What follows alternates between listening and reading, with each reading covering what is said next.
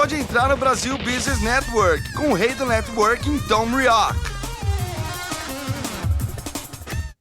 BBN Brasil Business Network, o podcast de negócios no Brasil e no mundo.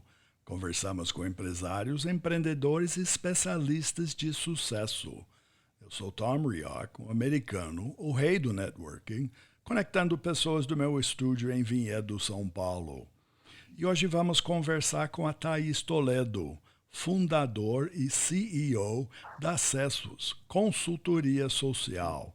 Acessos Consultoria oferece assessoria para obtenção ou renovação de CCF, que é o Certificado de Clube Formador. Oferece consultoria social para clubes esportivas e instituições na implantação ou reestruturação da área de desenvolvimento humano. Sou Thaís, além de palestrante, você também é professora de responsabilidade social, futebol, da CBF Academia, que é a Confederação Brasileira de Futebol. Qual é a importância da área de desenvolvimento humano nos clubes de futebol? Bom dia, Tom, tudo bem? Agradeço o convite e realmente a importância ela é enorme, né? Porque na fase do desenvolvimento da criança e do adolescente existem algumas fases e algumas etapas que não podem ser puladas. Primeiro, como os seus direitos fundamentais, né, com relação à educação, saúde, lazer, moradia, convivência familiar, liberdade, dignidade, e tudo isso tem que ser levado em consideração nessa jornada dentro do esporte, ainda que de alto rendimento, precisa ter esse olhar para o indivíduo, suas relações e também para todos esses seus direitos. A área de desenvolvimento humano, a gente atua também sobre 3 principais frentes com relação às competências e habilidades desses jovens para a vida. Então, a importância de trabalhar o autoconhecimento, relacionamento interpessoal, para também ampliar a visão de mundo e favorecer que esse jovem realmente tenha aí uma formação completa.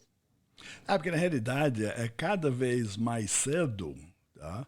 Em todos os esportes. Estamos falando do futebol, mas o esportista, o ser humano, o elemento, né? Seja menino ou menina, estão começando alguns com 8, 9, 10 anos da vida, não é isso? Exatamente, cada vez mais cedo, né? Eles estão indo para as escolinhas de futebol, as escolinhas de esportes no geral, e logo eles acabam transitando para o rendimento. E tudo bem, né? Porque o esporte, ele é um direito também, né? E o esporte de rendimento é uma opção, né, de carreira, mas não é uma garantia de sucesso futuro, né? Então, para isso também que é necessário que nesse caminhar no esporte, seja qual modalidade a escolhida, que ele tenha aí seus direitos garantidos e esse cuidado com o seu desenvolvimento em todas as suas fases. Bom, é que nem no jovem aprendiz, né? Quando você olha isso do parte corporativo, que as empresas podem contratar um jovem aprendiz, as escolas, os clubes de futebol, de fato, podem contratar um adolescente. Pode. A partir dos 14 anos, ele pode ter, inclusive existe o contrato de formação, onde os clubes podem estar fazendo esse contrato, né, para ter a garantia que realmente esse jovem, que esse adolescente, ele realmente faça parte daquele time, daquela agremiação, instituição, organização. Mas antes disso, ele não pode ter um vínculo oficial, até por conta da faixa etária, né? Então, 14 anos ele pode ter sim um contrato de formação e a partir dos 16 ele pode ter um contrato, assim como o de aprendiz, que é um contrato realmente profissional, né, de trabalho.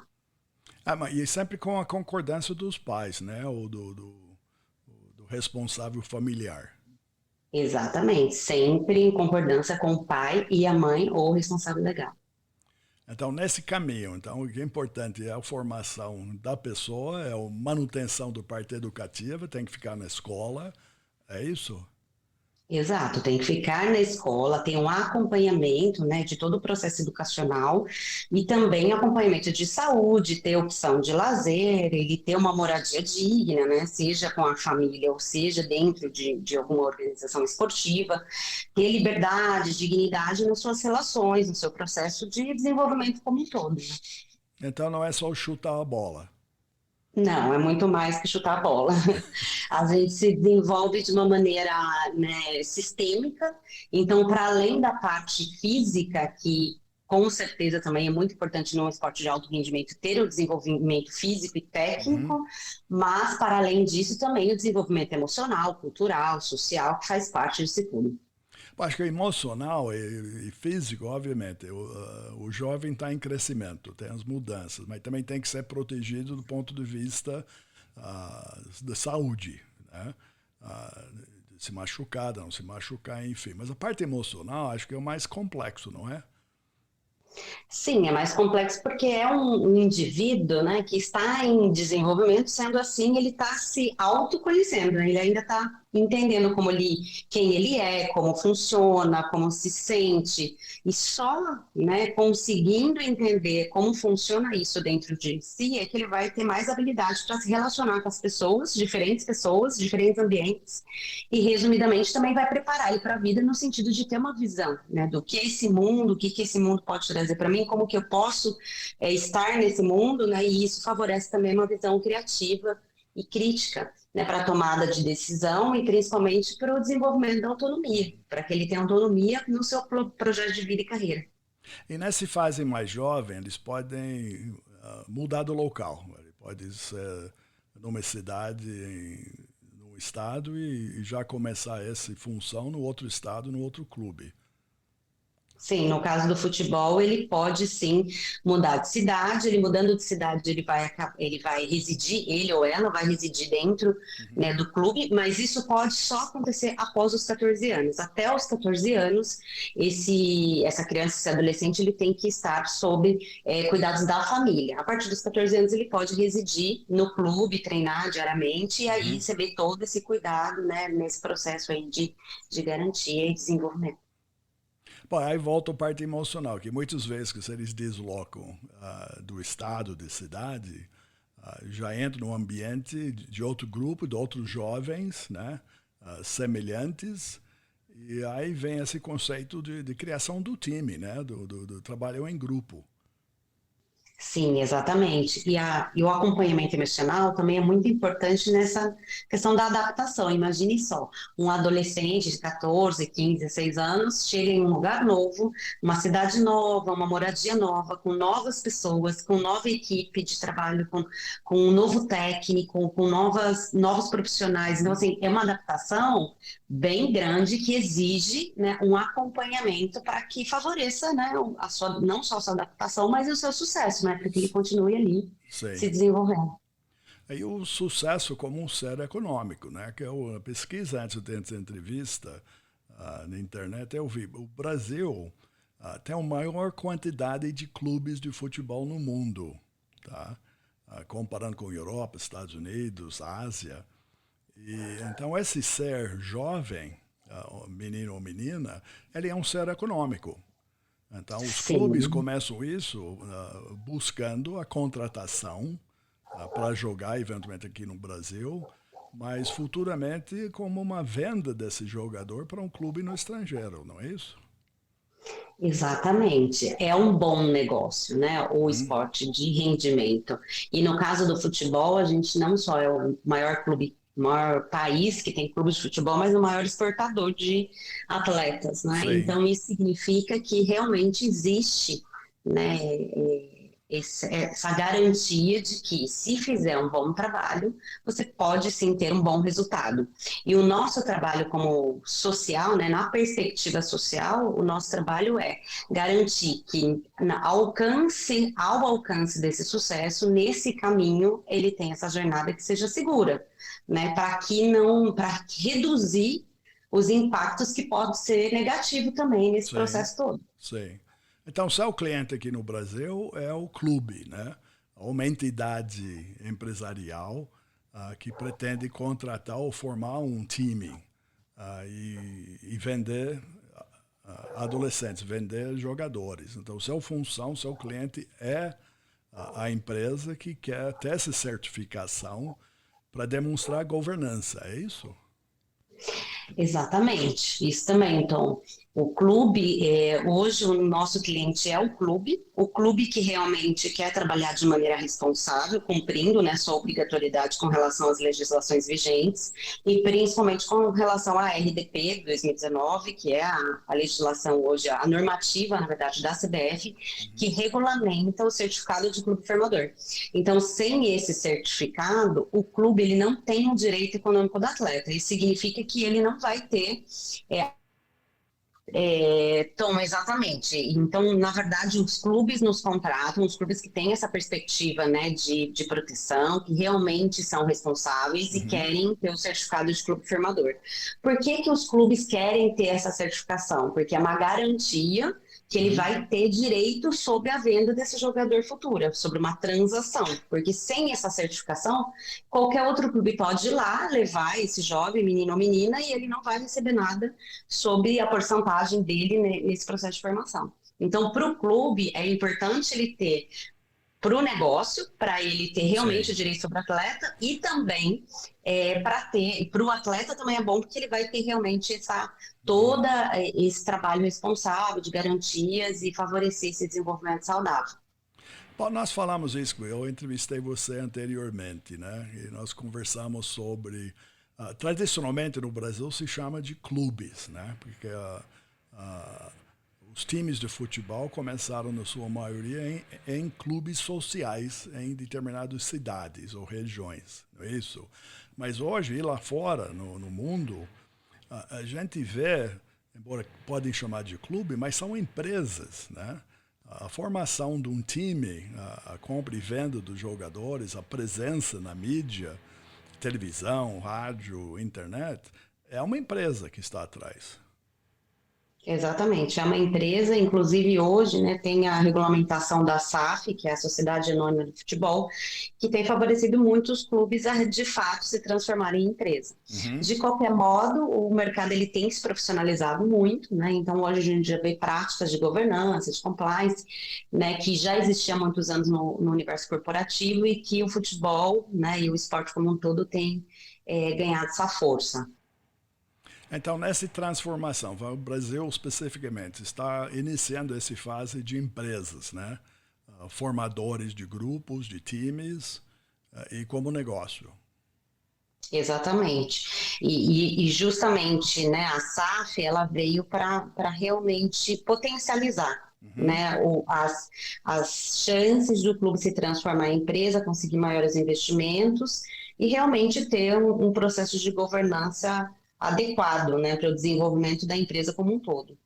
Porque você falou a palavra investimento. Né? Na realidade, a necessidade de governança vem do investimento. Quem está investindo muitas vezes são outras empresas, né? Os patrocinadores, empresas apoiadores, que também têm interesse nessa corrente de governança, porque eles estão colocando dinheiro que vai ser usado para formar o time e para contratar os elementos que são jogadores. Exatamente. E a responsabilidade social, né, que é esse olhar para o indivíduo, para as relações, para o ambiente, de maneira realmente responsável, assim como hoje, acredito que a gente está caminhando muito mais para não ser mais uma escolha, né, olhar para esse lugar, mas sim uma necessidade. Então, como você disse, os investidores, patrocinadores e toda a cadeia, né, na verdade, vai estar olhando para uma pessoa, para uma organização, para um clube, para uma SAF que realmente se preocupa e faz um trabalho de fato responsável. Então, especificamente dentro da CBF Academia, né, o Academy, que você é professor de responsabilidade social. Então, isso tem a ver com certificação ou é paralelo? Na verdade, essa é uma disciplina, né, que eu realmente sou professora na CBF Academy, e o tema, né, de responsabilidade social, ele conversa com a certificação, porque a certificação nada mais é do que uma reunião de todas as legislações que a gente já tem no país, como a Lei Pelé, o ECA, a própria Constituição. Então, é uma reunião de todas as legislações anteriores dizendo o que tem que ser feito, né, no processo de desenvolvimento do jovem, seja no rendimento ou fora dele. E E a responsabilidade social, ela conversa com esse tema, né? Porque a responsabilidade social nada mais é do que essa preocupação realmente com como você faz, como você desenvolve, seja o seu produto, o seu serviço, e como você se relaciona com ele e com o ambiente, né? Então, acho que eles são temas disciplinas que se conversam, andam, caminham juntas. Bom, e também sua origem, você vem da área social. Então, além disso, você também ajuda na formação e captação de profissionais da área social? Exatamente. Nós também oferecemos o serviço para os clubes de implantação da área de desenvolvimento humano. O que que é essa área? São profissionais voltados para pedagogia, serviço social, psicologia, educadores, pessoas que realmente vão estar olhando para esse indivíduo, né, nesse processo mais sistêmico, olhando para todo esse desenvolvimento, todas essas dimensões que a gente falou. Então, o nosso trabalho nessa perspectiva é fazer a seleção de profissionais, a capacitação de profissionais e implantar essa área também, lógico, pensando na entrega, né, no Sim. desenvolvimento desse ser e também conectado aos valores da instituição. Então, na realidade, você trabalha em dois times, né? O time do jovem que está jogando e o time dos elementos e na formação desses elementos que vão cuidar dos jovens. Exatamente. Hoje, na verdade, a gente está muito mais voltado realmente para a capacitação das pessoas, né, que vão trabalhar realmente diretamente com o atleta e também na implantação dos processos, né, e do programa de trabalho, né, então pensar em qual é a metodologia, quais são os processos, ferramentas, instrumentais que a gente vai utilizar para que esses profissionais eles tenham realmente um avanço em conjunto ali, olhando para esse lugar de entrega e de alcance dos resultados. Bom, como eu sigo muito você, eu vejo você viaja o Brasil toda, né? Está sempre em movimento. Então, essa tendência, vamos dizer, de normatização, né? Da consolidação na área de responsabilidade social, você vê isso proliferando no Brasil inteiro? Sim, eu vejo isso a cada mês mais ganhando força. Eu acho que não só no futebol, não só no esporte, mas como sociedade a gente tem caminhado para esse lugar, né? Então, como eu até disse antes, não mais uma escolha, né? Mais uma necessidade. E quem de repente não olhar para isso certamente vai ficar para trás, né? Tem um especialista da área, o Roberto Rocha, que ele fala que num futuro muito breve não vai existir a organização que a sociedade não queira. Então, acho que isso já evidencia que é o lugar para onde a gente precisa olhar. Eu parabenizo você e toda a sua equipe. Exatamente, a gente fica muito na evidência os maiores clubes, né? Aqui na região São Paulo, o Rio, Minas, no Sul. Mas o Brasil tem, como eu falei, que tem centenas, dezenas, milhares de clubes, muitos em todo ponto geográfico. O início do jovem começa lá. É um lugar distante, longe desta realidade. Então, quanto mais você consegue disseminar o que você faz lá, maior a probabilidade desse jovem ter um sucesso no mundo. Sim, exatamente. Então, nessa forma, então, os clubes também, os clubes maiores, as empresas maiores aqui do Sul, eles estão atrás de empresas e clubes, vamos dizer, menores nos outros estados para estar alinhado nessa certificação? O que acontece muito, sim, podemos dizer que sim, né? Porque o clube que ele é menor, a organização menor, ela também entrega, né? Na verdade, o atleta formado ou em formação para os clubes, fornece, né? Para esses clubes maiores. Então, existe essa conexão entre os clubes, né? É um negócio muito expandido, então, assim, os clubes realmente se conhecem, até pela quantidade de campeonatos que a gente tem Uhum. nos estados e no Brasil como um todo. Então, os clubes realmente estão conectados. E aí existe essa ponte de um clube para outro clube, né? Então, um atleta, seja menino ou menino, ele não vai, na jornada dele, né, de formação, pode ser que ele fique em um clube? Pode, mas na maior parte das vezes ele transita de um clube para outro, ele vai pulando de um clube para outro. E aí a necessidade do clube ter a garantia, né, o valor econômico que eu digo, é que se esse jovem ficou 2 anos em um clube, ele foi para um outro clube, ficou mais 3, foi para um outro e foi vendido para o exterior, esse primeiro clube só vai receber o valor dele, né, a porcentagem dele, no negócio, né, na transação toda, se ele tiver certificado, se ele tiver a certificação. Então ele pode até perder o direito econômico, então. Exato, exato. Legal. Ele pode não, ele perde. Se ele Mas não perde, tá tiver, bom, ele assim. perde. Então isso eu não sabia. Então é importante realmente desde o início. Quanto mais cedo, para todos, né? Para todos, Mas exatamente. principalmente para o jovem, né? Ele ou ela, que no fundo, eles que estão gerando o dinheiro para os outros. Exatamente, é. Então, na verdade, é o melhor caminho a se tomar pela responsabilidade social, mas principalmente também pelo negócio, né? Porque as coisas caminham juntas nesse sentido. Muito bom. Bom, tá, estamos chegando no fim do nosso tempo. Qual a melhor forma dos nossos ouvintes te achar?